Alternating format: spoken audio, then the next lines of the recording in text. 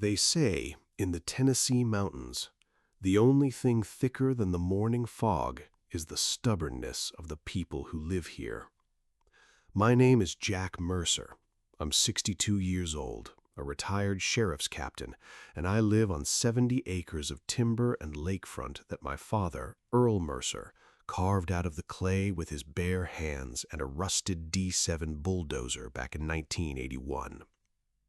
The centerpiece of my life, and the source of the war I'm about to tell you about, is Mercer Lake Road.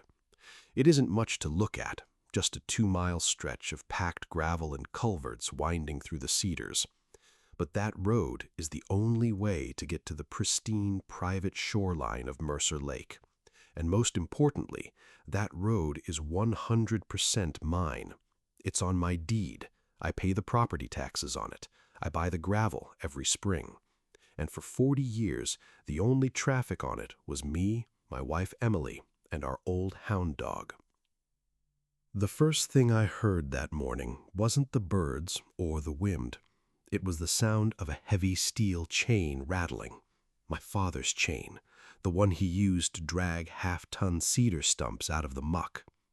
I was standing on my porch, nursing a mug of black coffee, watching the fog roll over the lake like smoke. Then I saw it, a white Cadillac Escalade, polished so bright it reflected the trees like a mirror, parked crooked across my gate. Behind it was a line of SUVs, golf carts, and contractor trailers. There must have been 20 people out there, standing on my gravel, holding fishing rods and picnic coolers like they were waiting for the gates of Disney World to open. I didn't yell. I didn't reach for my service pistol. I just walked down the porch steps, my boots crunching on the frost, and headed for the gate. As I got closer, the smell hit me first. It wasn't the cedar or the lake water. It was enough expensive perfume to choke a horse. Karen Whitlock stepped out of the Escalade. She was wearing spotless white tennis clothes, pearl-rimmed sunglasses, and a smile that was about as sincere as a $3 bill. She looked at me like I was a weed in her manicured garden.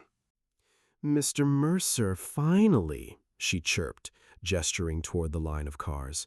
"We have a bit of a schedule to keep. My buyers have been waiting for 20 minutes. If you could just unlock the chain, we'll be on our way." I took a slow sip of coffee. "Unlock it for what exactly?" Karen's smile didn't reach her eyes. "For the tour, of course. Silver Ridge Estates, Phase 2. These folks have already put down deposits for lakefront access. Your road is the designated community entryway." I looked past her at the families in the SUVs. They looked excited. They'd been sold a dream. But I knew the truth. "This isn't a community entryway, Karen. This is my driveway. And unless you've got a key I didn't give you, the tour ends right here at the gravel." The temperature in the air seemed to drop 10 degrees. Karen's smile vanished, replaced by a sharp, clinical coldness. "We'll see about that, Jack. I've lived in this county long enough to know how to handle bitter men. This road serves the public interest now." I didn't know it then, but that single sentence was the declaration of a war that would cost Karen everything. I watched her turn back to her buyers, whispering and pointing at me like I was a common criminal. I went back to my porch, sat in my rocking chair, and felt the first tremor of a battle that would reach the halls of the state capitol. Because Karen had made a fatal mistake. She assumed my silence was a sign of surrender. To understand Karen Whitlock, you have to understand the grind set of a suburban developer who thinks rules are just suggestions for people who aren't as rich as she is. Karen didn't just want to build houses. She wanted to build a lifestyle experience. Silver Ridge Estates was her masterpiece. 146 beige houses with stone mailboxes carved into what used to be a cattle pasture on the hill above my land. But Silver Ridge had a problem. It was landlocked from the lake. To get to the water, you had to go 3 miles around the ridge to a public park, or you could go through my property. For months, I'd seen the signs popping up on the main highway. Exclusive lake access, they promised, guaranteed private shoreline. I'd laughed them off, thinking no one would be stupid enough to sell a road they didn't own. I underestimated Karen's desperation. The confrontation at the gate was just the beginning. 3 days later, I woke up to find my lock had been cut. Not just cut, but shattered with a bolt cutter and left in the dirt like a discarded toy. Fresh tire tracks from a heavy excavator led straight down to Emily's memorial bench by the water. Emily had been the light of my life. She loved that lake. When the cancer took her fast back in 2021, I scattered her ashes near the bluebells by the dock. I'd built a small stone marker there.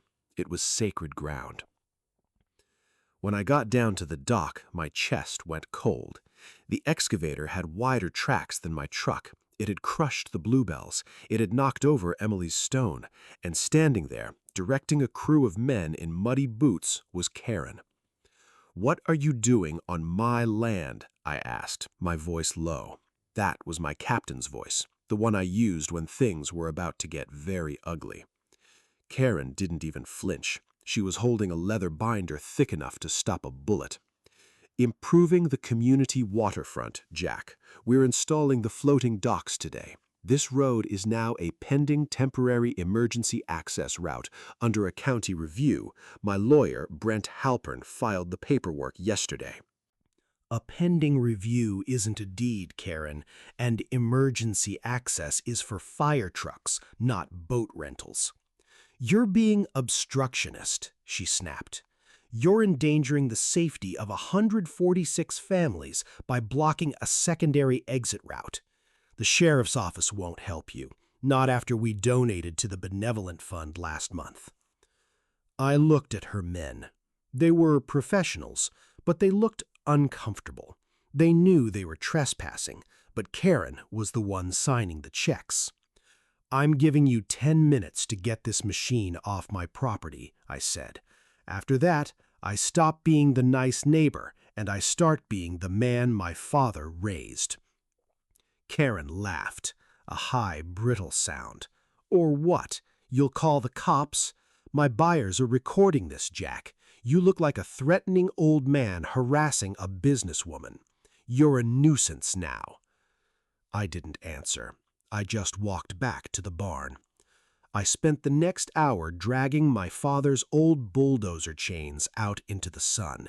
If Karen wanted to talk about emergency access, I was going to show her exactly what a permanent obstruction looked like. That night, the neighborhood Facebook group was on fire.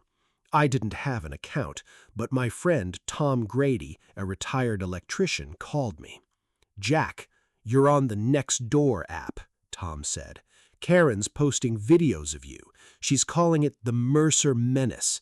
She's telling people you're holding the whole neighborhood hostage because you're bitter about the development. They're talking about a class action lawsuit to seize your road under adverse possession." Adverse possession. In Tennessee, that usually takes 20 years of open use. Karen had been here for 1, but she was gambling on the fact that I was just a tired widower who wouldn't have the stomach for a fight. She thought she could outspend me and outshout me. But I'd spent 34 years in law enforcement. I didn't need to shout. I just needed to find the paper trail. Because if Karen was this confident, it meant she wasn't just arrogant, she was hiding something. And in the suburbs, the bigger the lie, the more paperwork it leaves behind. On Wednesday morning, I put on my best suit, the one I wore to sheriff's fundraisers and Emily's funeral. I drove down to the Bell County Courthouse. I didn't go to the sheriff's floor. I went to the basement, the records office. The smell of the basement never changed.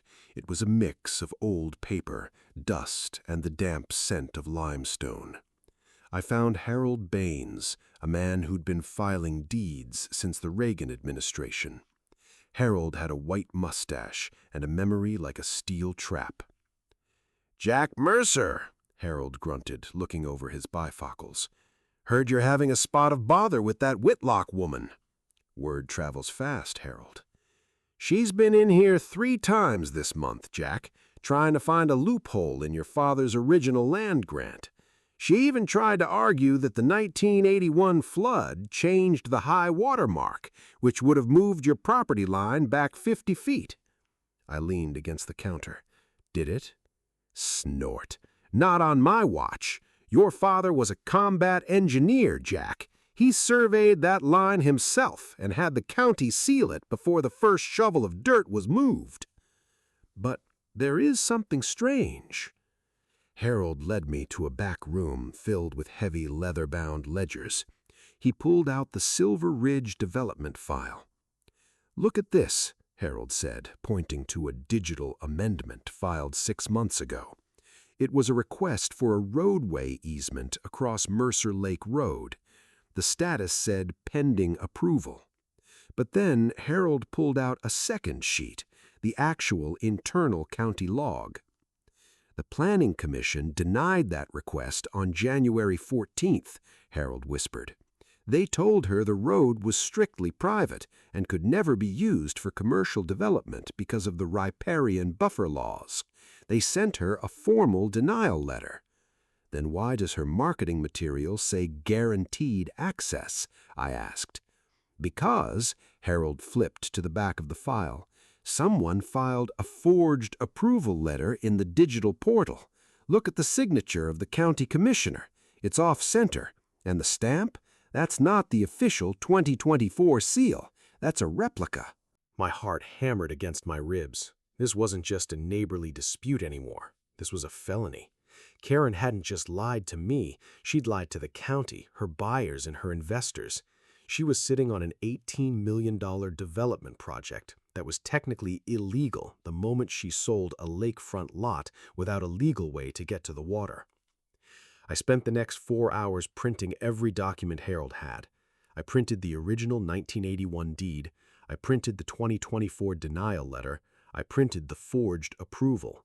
I felt like a detective again, piecing together the timeline of a crime. As I walked out of the courthouse, I saw a familiar face in the lobby. Tom Grady. He looked pale. "Jack, we need to talk," Tom said, pulling me into a corner. "Karen, she came to my house last night. She offered me $15,000 to testify that the public has used your road for fishing since the 90s. "15,000?" I asked. Tom looked at his shoes. "I told her to get bent, Jack, but I wasn't the only one she visited.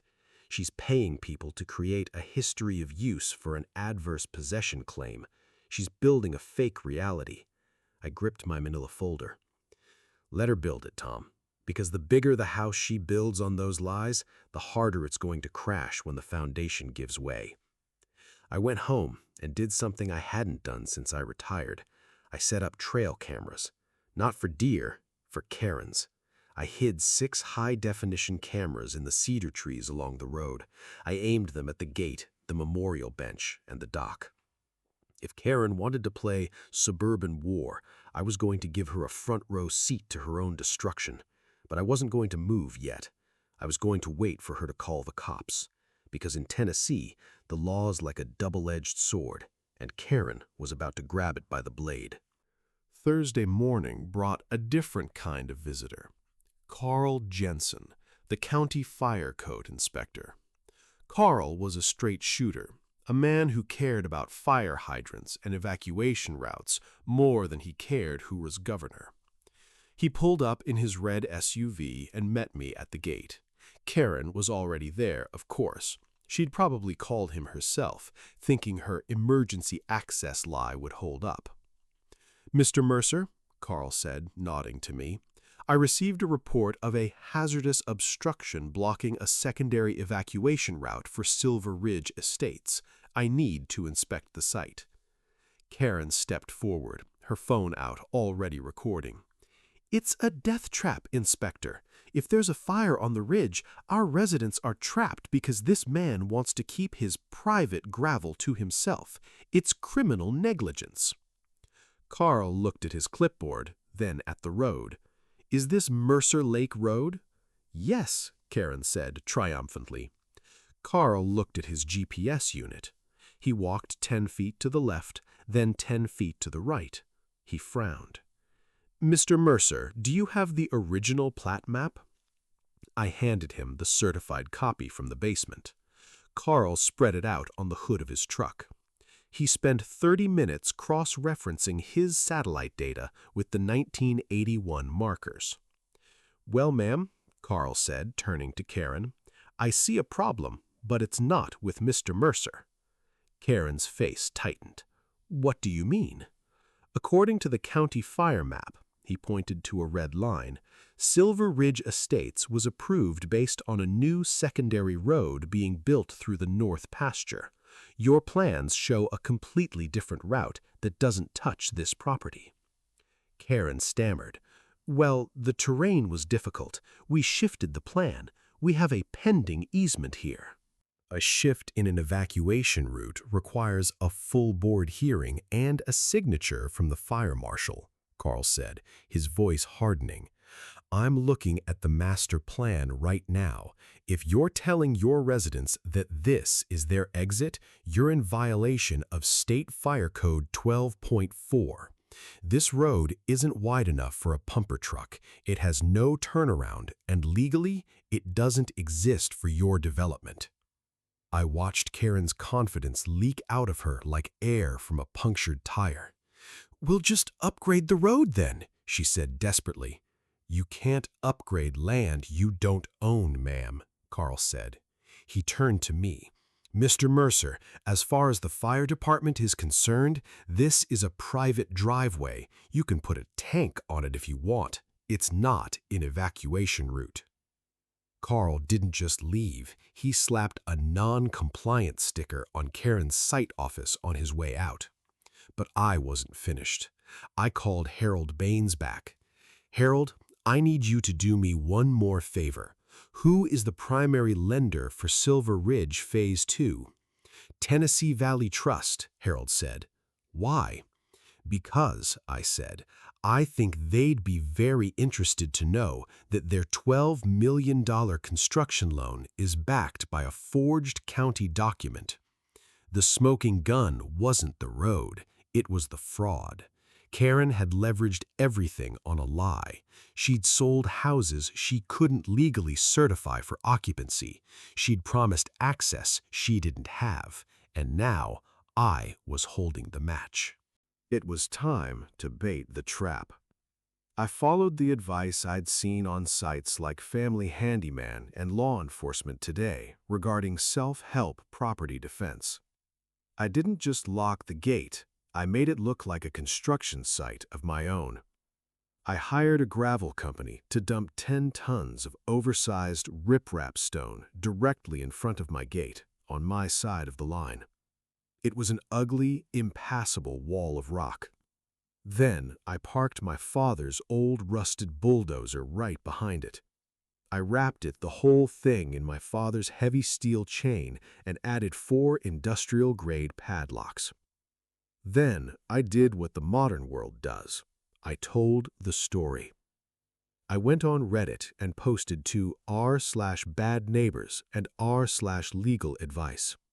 I titled it, HOA Developer Forged Documents to Steal My Private Road.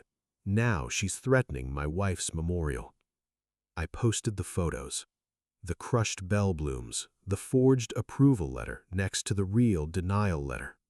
The photo of Karen screaming at the fire inspector. The internet did the rest. Within 6 hours, the post was on the front page of Reddit. By Friday morning, it had been picked up by Bored Panda and Yahoo Lifestyle. The headlines were brutal.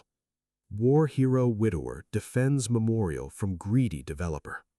I started seeing cars I didn't recognize driving slowly past the gate. People were taking photos. Some of them were Silver Ridge residents who'd seen the post and realized they'd been scammed. Karen was losing control of the narrative. And a woman like Karen can't survive without control. On Saturday morning, Memorial Day weekend, Karen snapped.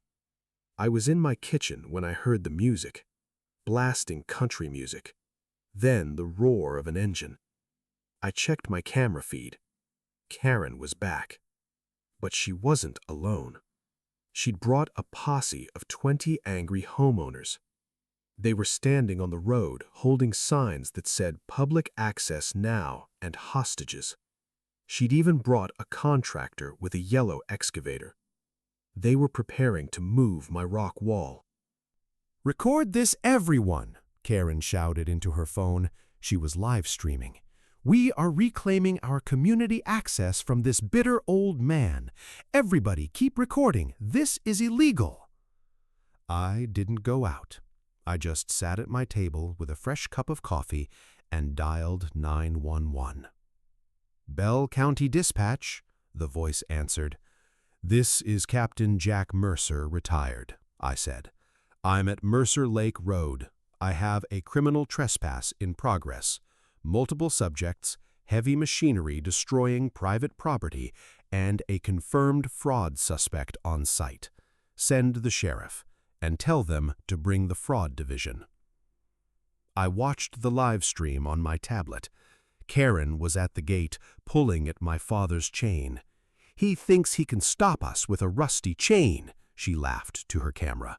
"Wait till the deputies get here, Jack. They're going to haul you off in handcuffs for endangering the public." I took a sip of coffee. "Wait for it," I whispered. The sirens started 5 minutes later, but they weren't the low, slow sirens of a neighborhood check. They were coming through the trees fast.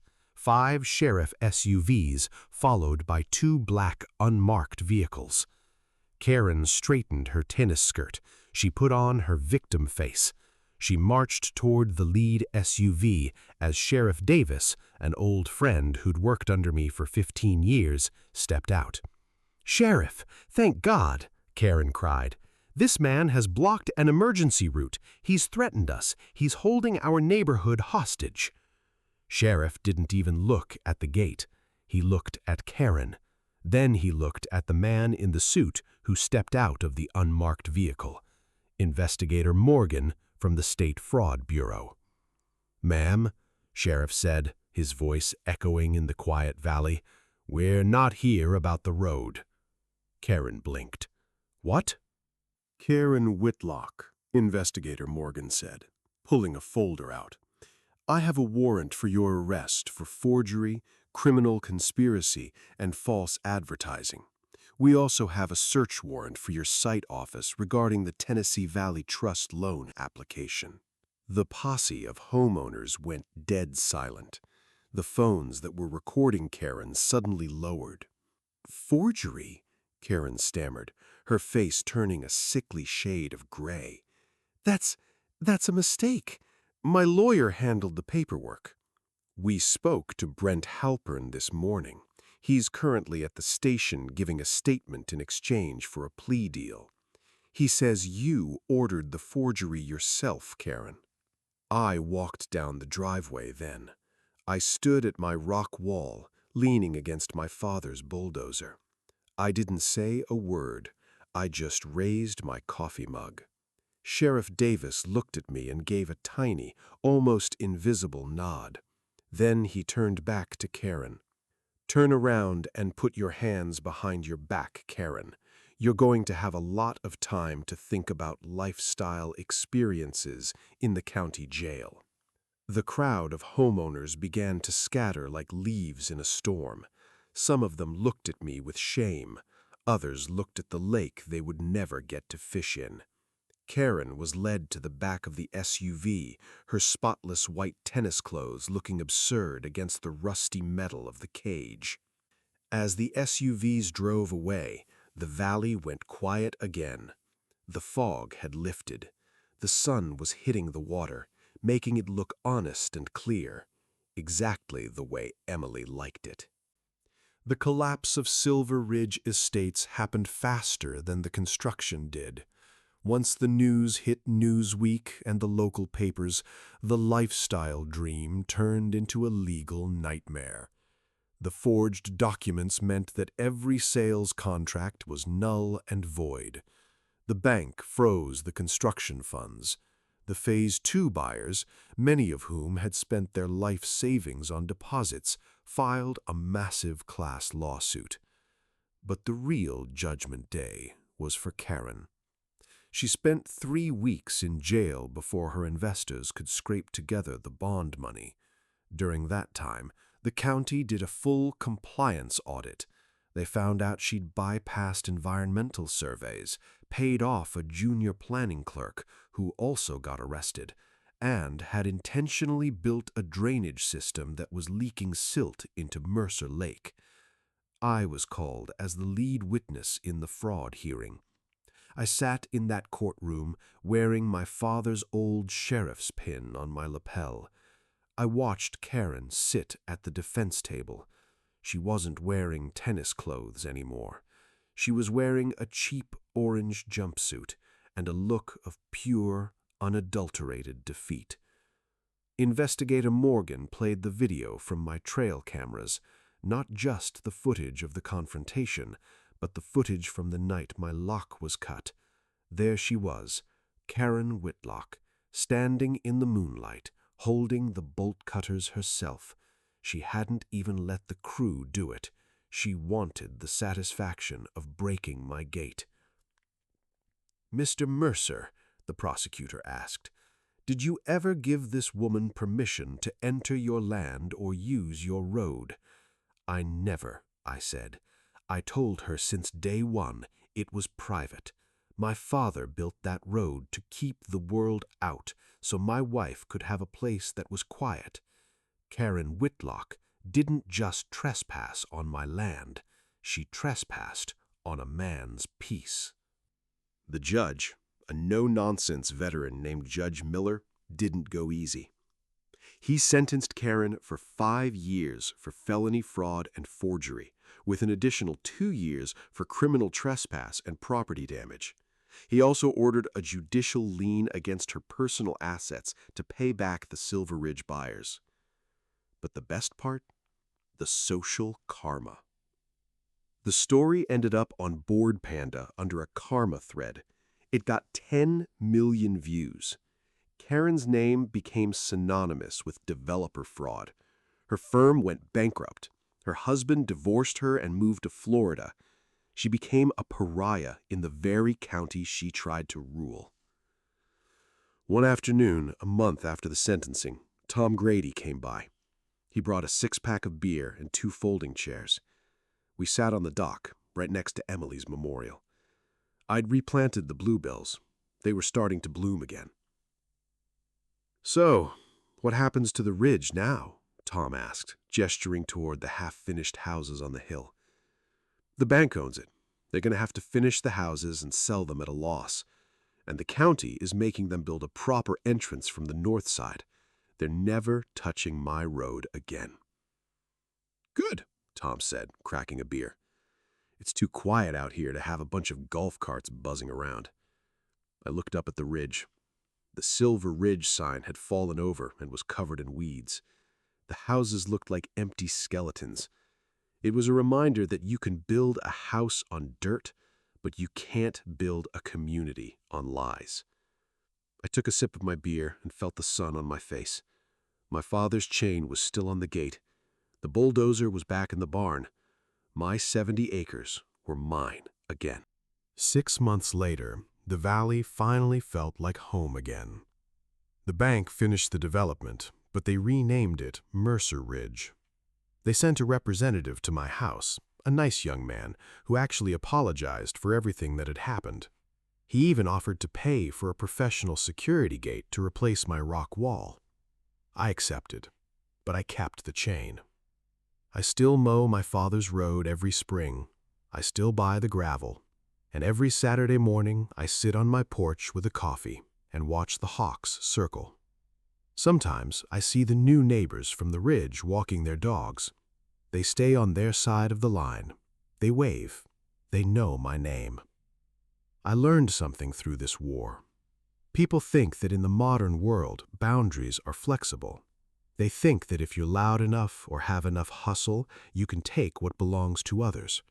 They think that because they have a smartphone and a following, the truth is whatever they want it to be. But out here in Tennessee, we know better. We know that a deed isn't just a piece of paper. It's a promise made by those who came before us. We know that a road isn't just gravel. It's the work of a man's life. And we know that the loudest person in the room is usually the one who's most afraid of the silence. I'm often asked by people on Reddit or Nextdoor why I didn't just give in, why I didn't take the money or sign the easement. My answer is always the same. Because my father didn't build this road for investors. He built it for me and Emily. And some things, like peace, like memory, and like the dirt under your feet, aren't for sale. Not for 15,000, not for 18 million. If you're facing a Karen in your own life, remember this. Don't scream, don't fight them on their level. Just go to the courthouse, find the paperwork, let the technical truth be your shield. Because in the end, the world is built on iron pins and county seals, and the only people who win are the ones who know where the line is drawn. So, I'm asking you, if someone tried to forge their way into your life's work, would you have held the chain, or would you have let the gate swing open? Let me know in the comments. I read every single one of them, because where I'm sitting, the view of the lake is perfect, and for the first time in a long time, it's truly quiet, the way Earl intended, the way Emily loved.